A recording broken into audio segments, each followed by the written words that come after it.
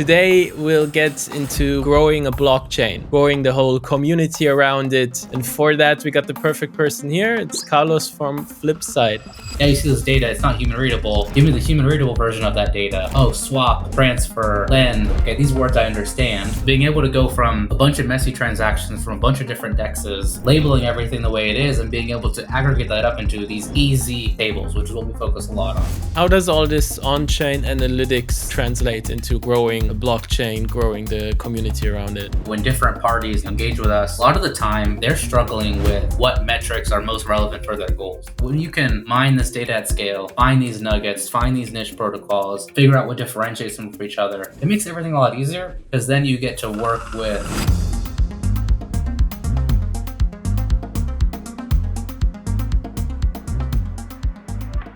Hey, Sohail here. Thanks for tuning in. Real quick before we begin, if you enjoyed this episode, if you learned something, please consider to follow or subscribe or share this episode. That helps us out a lot. It helps us to reach more people and to spread quality education across the space about crypto and Web3. Also, if you're part of a crypto project or represent one and you would like to come on the show or do sponsoring, please get in touch with us. And lastly, everything we talk about today is for educational purposes and no financial advice. Enjoy the show. All right, thank you for tuning into another episode of the TEACHMEDEFI podcast. Today, we'll get into Web3, of course, but more specifically, growing a blockchain, growing the whole community around it, and specifically in this case, about the Stellar ecosystem. And for that, we got the perfect person here. It's Carlos from Flipside. Hey, man, thank you for coming on the show. Hey, thanks for having me. Yeah, lovely to have you. I mean, I already have an idea of what Flipside is and what you're doing with Stellar. What's your story? How did you end up at Flipside and what do you do? Yeah, so my background is economics. So I did undergrad and grad school in economics, worked with a bunch of government agencies as a consultant doing network analytics. So a lot of studying disease flows, childhood blood poisoning, Ebola, things like that, COVID. Got into crypto a little bit in 2017 and 2018. But when the market crashed, I was pretty casual. I didn't come back in really till 2020. When COVID hit, I was like kind of riding the wave with ETH and things like that.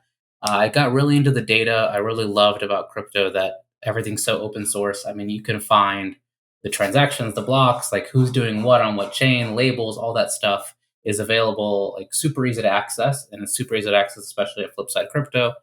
I had been just doing analytics, and then I kind of wanted to switch like out of consulting into crypto more full time. So I launched, I developed a primitive on myself on Ethereum mainnet. Not going to shill it here. Don't worry. It's kind of dead. And then I kind of just DM'd the chief data scientist at Flipside. His name's Eric. Eric Stone. You should follow him on Twitter. And yeah, we just started talking, and he said, yeah, we could definitely use someone who's like into economics, into crypto, into data, and can kind of synthesize all of it together and explain to people like what's valuable about this stuff. How can you use data to inform what you're doing on chain? How can data inform what different protocols, foundations, ecosystem players are doing on chain and things like that? So yeah, I loved it now, and now I've been doing this for about 4 years. Gotcha, that's awesome. I mean, yeah, you're right. There's so much data freely accessible on any blockchain, if you go to a block explorer or whatever. But I think sometimes to the layman or to the average user, it feels a bit like tricky to get a holistic picture of it, right? If you go to a block explorer or whatever. So just like aggregating the data in dashboards that make sense and stuff, I think go a long way. So what are you guys doing at Flipside that kind of like goes into that direction, I think, hey? Yeah, so I think Flipside, one of the things we've focused on is kind of being on the full stack. And what we mean by that is there's the underlying data that's always going to be available, the core data, the transactions, the events. In that, you rely a lot on the developers of the protocols to actually tell you what's going on. So, hey, this person did this transaction, but what's actually happening under the hood? What tokens are being moved? A lot of that depends on the developer of the protocols emitting these events and making it easy for people to understand what's going on. In some cases, the developers can lie. There's protocols that are designed to lie. They will emit events that are fake. So, we track everything that's on the chain, but then we also work really hard to do things like labels, contract APIs, Solana IDLs, like really the translation layer of, yeah, you see this data, it's not human readable. Give me the human readable version of that data. Oh, swap, transfer, lend. Okay, these words I understand. Once you start decoding these things into human language, that's when you want to start doing the curation. So being able to go from a bunch of messy transactions from a bunch of different dexes, labeling everything the way it is, and being able to aggregate that up into these easy tables, which is what we focus a lot on. So our engineering team's pretty big. It's bigger than a lot of like foundation teams, and we focus very much on like make this data usable and interpretable.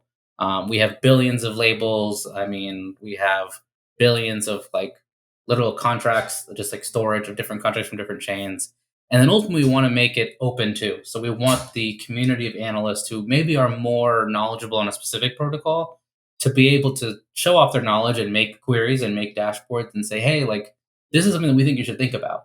And often the hardest part for people who are not really deep in crypto, not just like the auditing side of it, like, is this thing true? The thing that they're telling me about this protocol, one of the hardest parts is just knowing what the heck they're trying to tell you in the first place. So when you see all these metrics flying around, it's one of the things I love about crypto, but it's one of the things that's super hard about being in crypto is seeing people create metrics and they're trying to make them stick. So things like TVL, total value locked, really popular metric, really difficult to nail down like what deserves the count and what shouldn't. DeFi Llama is a great resource. Everyone loves them for TVL. Financial metrics. People like Token Terminal do a really good job with like PF ratios and things like that, token emissions, and translating this stuff into like more traditional accounting models. One thing I think we do really strong is volume and transfer based systems so that you can know the price and value of token movements, which are important for things like filtering out scams and filtering out spam. So I think every player in the space has like their own category of data, and then everyone's trying to push their own metrics. And that's like one of the cool things, but it's also one of the hardest things to navigate is like, what should count in TVL? All right, is an emission a cost or not? When we talk about, DEX volume and USD terms, how are price effects breaking our understanding of that? Like if all the tokens prices going down, then this metric will go down. That doesn't mean the chain's being used less. So this stuff gets pretty complicated pretty fast, but I think one thing we work really hard on is making sure people can independently verify, independently create, and then we want people to share that stuff. So we offer a lot of programs around paying people for doing really interesting work, whether that's our Boost program or Top End program. If you're making content and it's getting impressions and it's driving people to like understand the ecosystem more, like we don't want you to pay for like all the data usage. We want you to get paid for creating that content that's helping the ecosystem be better. Gotcha. Okay. There's a lot of interesting things you said there, but for example, the volatility probably makes it tricky in a lot of ways sometimes, or to show certain value-based metrics, because as soon as you measure them in a fiat currency, they might just fluctuate because of the price of the underlying asset, but it doesn't really indicate like actual value has moved. So I think you might probably have to thread a needle there a bit sometimes, or? Yeah, one thing that we are working on right now is getting more people to understand what price effects is. Like, what does that actually mean? Price effects, it's really easy to say. I try really hard to work on educating people on how you can understand these systems as like kind of an international trade framework. So, in an economy, you hear GDP, you might have heard that phrase, gross domestic product. That's really telling you the value generated within the ecosystem. And then separately, there's this stuff about current accounts and trade balances and stuff like that. You can do that kind of stuff on chain. You can say, hey, look, I'm going to like separate out the fact that like everyone's using USD as their denomination, and I'm going to denominate in like a chain's token. So one thing that's like really great to do, I call it in-unit transfer volume or in-unit lending volume, is to say, okay, all the tokens that are being moved around, if I want to understand like the domestic economy of a chain, I don't want the fact that these tokens are correlated and their price goes up and down to mess up my understanding of, is the underlying activity growing or shrinking. So in-unit transfer volume is really useful for that. And essentially, you just reprice everything into the price of the native token. Whether that's on Ethereum chains, I'm going to denominate all the token movement in number of ETH, not number of dollars moved. And reducing these price effects tells you a lot of like really useful signal for, okay, hey, the price went down. But one of the benefits of price going down is it's cheaper to do transactions. So you can actually see good stuff happening. Like the price went down, but more people are swapping. The price went down, so more people are like lending. You won't typically not see the price go down and more people are borrowing. That's kind of like a little paradoxical. There's like really cool like signal you can get from separating all this stuff out. Gotcha. Where do you pull all this data from? Is it from data indexers, or do you run actual nodes, or what do you do? Yeah, both. So Flipside, one of our primary goals is to work with a variety of different entities, not just foundations, but market makers, hedge funds, protocols, and really index the data ourselves when we can. Work with a delegation model to where we can run nodes and validate blocks, and that enables us to. And we also, of course, work with like professional node managers as well. Quick Node's a really popular one, for example. So we'll try to do everything we can to really bring data from a variety of sources, make sure we have full coverage, and then coordinate that into like the schema that I mentioned. So the core facts of the transactions and then the easy decoded stuff. And how does all this on-chain analytics stuff translate into growing a blockchain, growing the community around it, that sort of thing? Yeah, yeah. So one of the things we focus a lot on, not just like making metrics, but communicating them efficiently. So, when different parties, not just foundations, but like protocols or anything, engage with us, a lot of the time they're struggling with what metrics are most relevant for their goals. So we have like our data science team is like full of people with like consulting backgrounds, and a lot of it's just like the education of, okay, for this goal that you have, you really want to grow like your developer community. Some of the metrics you want to be monitoring are like contract deployments. Are people deploying contracts on chain? How many people are doing so? What's that like flow look like when you're having hackathons? Are you seeing it convert to like spikes in your contract development? Maybe you care a lot about your most engaged users. You want to reduce churn. Flipside has something that we call our Flipside scores, which is proprietary methodology where we're actually looking at every address on every chain and we're monitoring everything that they're doing. And on a rolling 90-day basis, we're scoring this address. And the idea of the scores is not to say like good and bad. You will find a lot of very active accounts that are doing like they're bots and not in a bad kind of bots. They're like doing arbitrage. Oh, the price here on this DEX is different than the price on this DEX. I can profitably close the gap. And that's a good thing for the system because I mean these DEXs will kind of be more fair in their price for the regular person to use and swap. But that bot is doing one thing. It's not doing NFTs. It's not doing governance. It's not participating in liquid staking. It's not doing all this other stuff. So they might get a low score. So the goal of our Flipside scores is to really understand addresses that are more holistic, addresses that are engaging in multiple sectors of the on-chain economy. And often when we explain this stuff to different interested parties, what they want to do is like, okay, like this is something I really want to monitor. And I really want to understand like the most engaged users, most loyal users. And that's where a lot of my signal is going to be because there's a different signal when you're operating on like the top of funnel. Oh, we have lots of new addresses. That's great. That's the top of your funnel. But as you go down the funnel, you want to see that these new addresses are staying. You want to see that these new addresses are engaging in DeFi. You want to see that they're engaging in different types of DeFi, lending, borrowing, swapping, liquid staking, governance things, NFTs. You want to see that they're persisting in their usage over rolling windows, that their score grows or stays the same for long periods of time. Uh, when you operate this way, when you operate with more of a business mindset to how you grow this stuff, it makes everything a lot easier because then you get to work with other partners and other parties and say, hey, like your scope is really like this metric represents your scope. Like this metric, if this metric goes up, it's telling us that you're like doing what you want to do. You have to be a little careful with, I think it's called Goodwin's Law, which is if you make a metric a target, it's a bad metric. Because once you know the goal, you can game it a little. But even anyway, it's not that big a problem. The main point is you bring that framework to this, and it's really useful. I mean, it's really useful to look at these things as economies and then like treat it appropriately as an economy. Okay, it's super interesting. I guess yeah, this is a big problem in crypto, right? Because you get maybe a lot of addresses or airdrop farmers, but how sticky are these users really? Are these actual users interested in the protocol or not? How about we look at an example then, like at Stellar, and you show a bit like what does that ecosystem look like at the moment? What's interesting there, and what are you looking at? Yeah, so I pulled up this dashboard really quick. So like I was saying earlier, we want the community to be able to not only analyze data for themselves, but curate it for others and curate it in a way that they think is evergreen. So you can refresh dashboards, or you can check the single query of a single dashboard and things like that. So this person actually found them through Twitter. They made a thread detailing, their opinions on Stellar.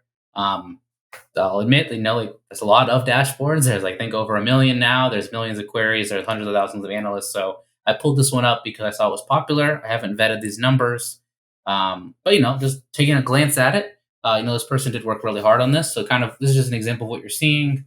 We also are working on some AI features, so you might not see this on your side. But yeah, so just to show you, people care a lot about price. I'm not going to talk about that. One of the things that we know is that Stellar has that, I think Franklin Templeton deployed on Stellar a lot of real world assets, which is really a big buzzword right now. You can kind of see their total value locked growth. This stuff is probably coming from DeFi Llama. If you haven't seen DeFi Llama before, great site, fully open source. If you see something wrong, go contribute. It's all on GitHub. This is a very famous site for tracking a variety of things. Sometimes they don't count certain things, so you can see that grayed out.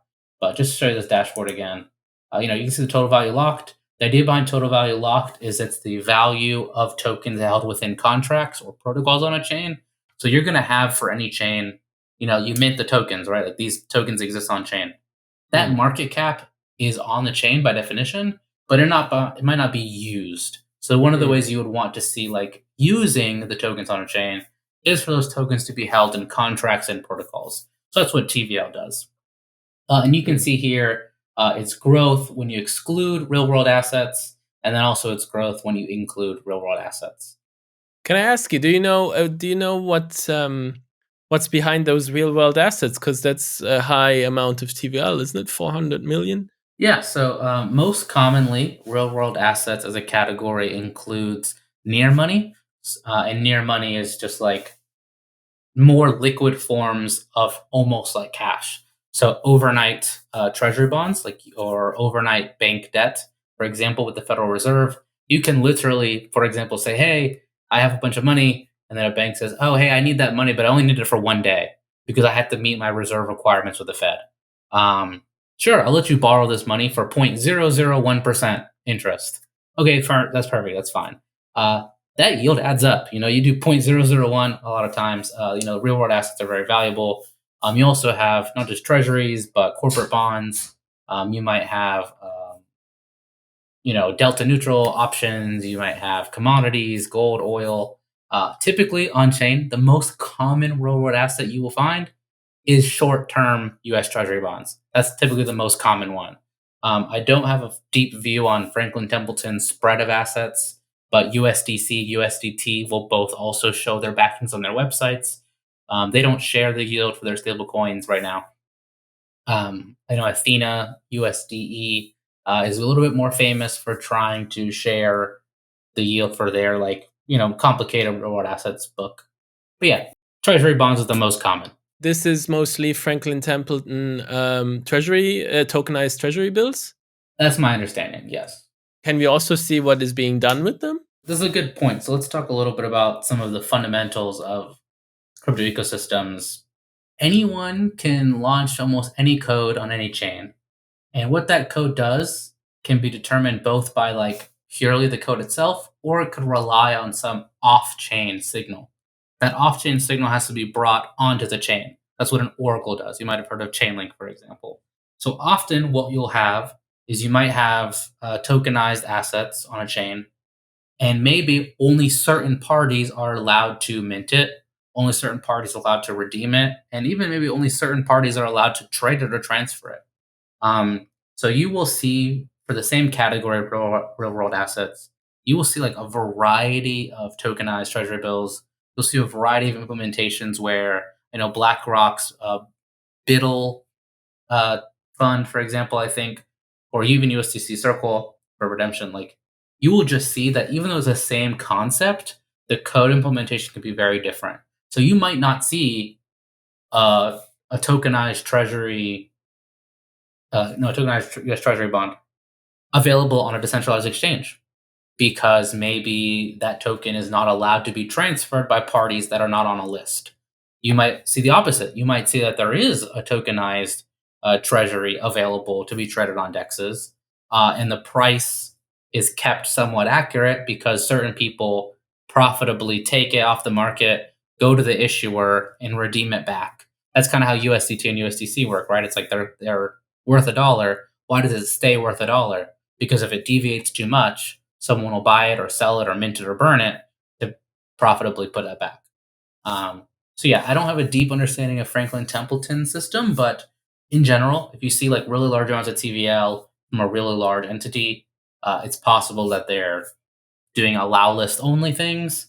Otherwise, you would kind of see, and the reason I'm saying it like that is because if it was not that case, you might see a lot more of that tokenized value in a DEX. Uh, and so, since that tokenized value is like not in a DEX, that might be telling you, oh, this must be a thing where only an allow list of people are able to like redeem it, mint it, burn it, trade it, transfer it.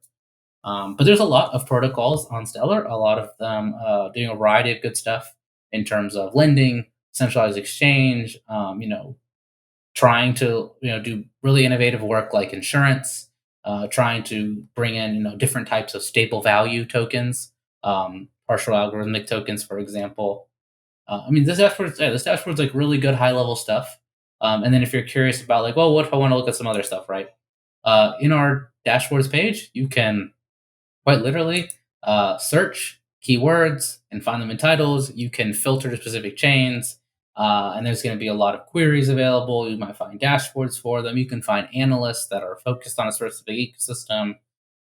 Lots of search opportunity here, and then soon in the next few weeks or months, we'll be deploying more and more like AI based searching to just make things a little bit easier to find and things like that. Well, that would be cool. So you could just say, for example, with an LLM, tell me the TVL on the protocol on Stellar, for example. Yeah, and the goal is, we want to be really consistent. So you're going to find sources that vary in definitions. DeFi Llama's definitions is very specific. They try not to count. They try not to double count. That's a big thing for them. They try to avoid the idea of like deposit and then you borrow and then you deposit again. Hey, like you have a debt token, but that token is not like that's one to one matched with the original token. You shouldn't double count. Otherwise, this TVL thing's kind of easy to game.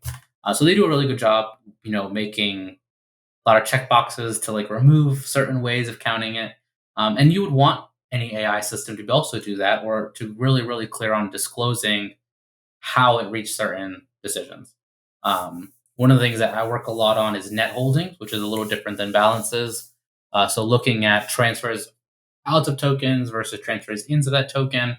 A lot of the time, it's very close to balances, but sometimes your balance can change in ways that aren't transfers. And that's a very interesting way of getting like rough balances at scale, which would enable you to do things like, all right, well, I want to know the TVL, but of this one token across all these contracts.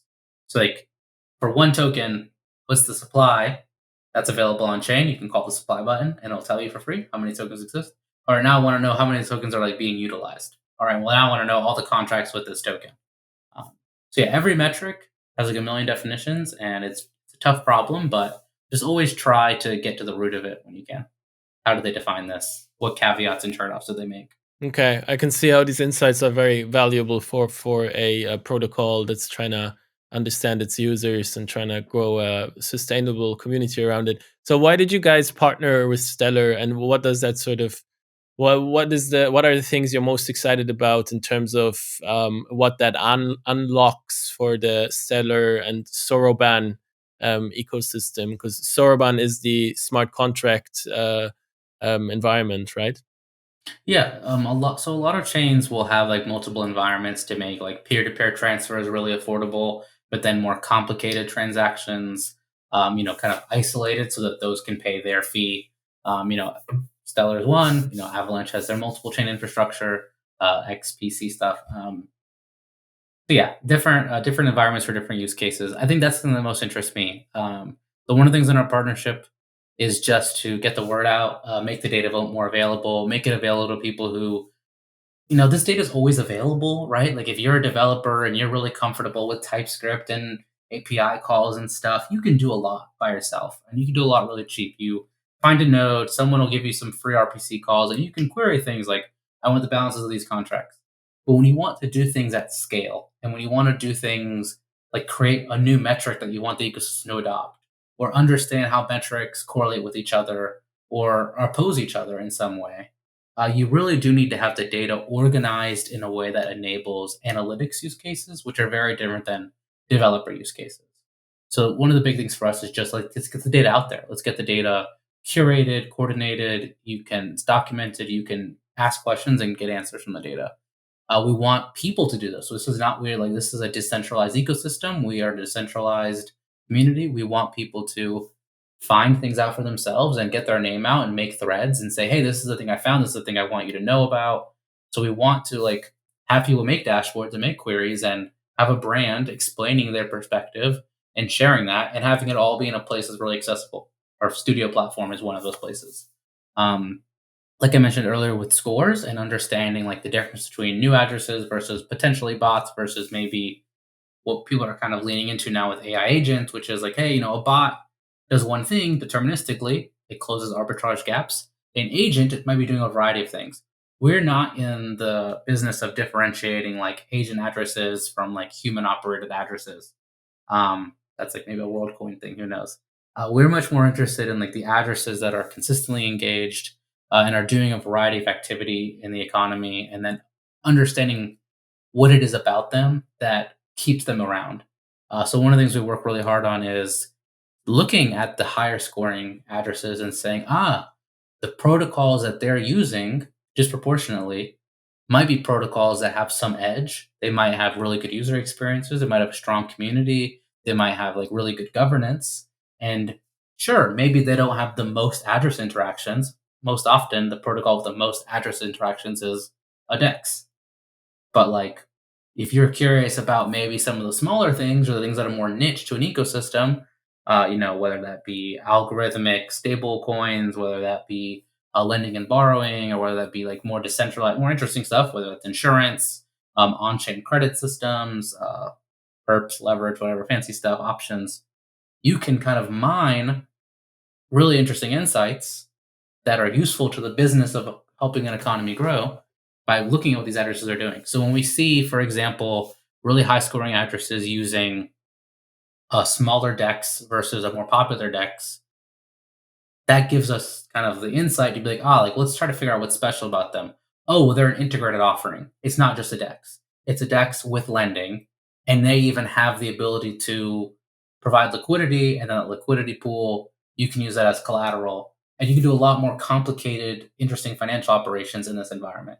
Well, of course, if you can do more interesting, complicated stuff, that's why the higher scoring addresses are going to use this place, because it has a more holistic service offering. Those are the insights that can then help you fuel the funnel. Oh, these new addresses are doing the same stuff. They do a few swaps, or they like transfer some tokens. They might not know the opportunity space. They might not know which protocols have like certain stats, like the lowest slippage on DEX trades. They might not know which protocols have like are really focused on growing an NFT ecosystem and helping things that they care about, creator economy.